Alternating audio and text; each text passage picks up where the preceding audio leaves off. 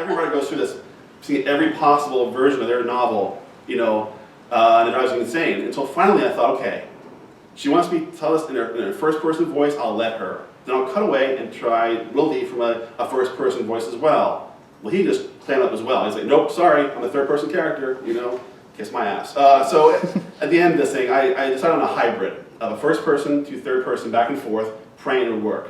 The plot still hung together, oddly enough. It was all the same plot, but it's just sort of where you put your camera is the way I kind of see it. When you're in Sari's, when you're in her world, she has a first-person camera on her shoulder. You're seeing it through her world. You're seeing her, you're hearing her thoughts.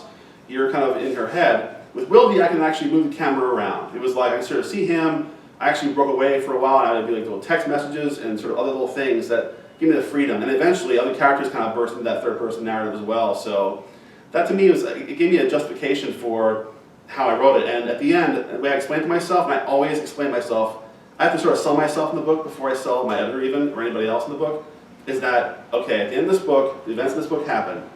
Sari goes off, and I'm not rooting for it, something happens to her, someone finds her journal, her first-person journal, and then does reporting and talks to Wildy, talks to other characters, and does actually a piece of journalism around this journal. So when you're reading this book is her primary source of her journal with this great reporter doing all this work around it, and that kind of, for me, is how it held together.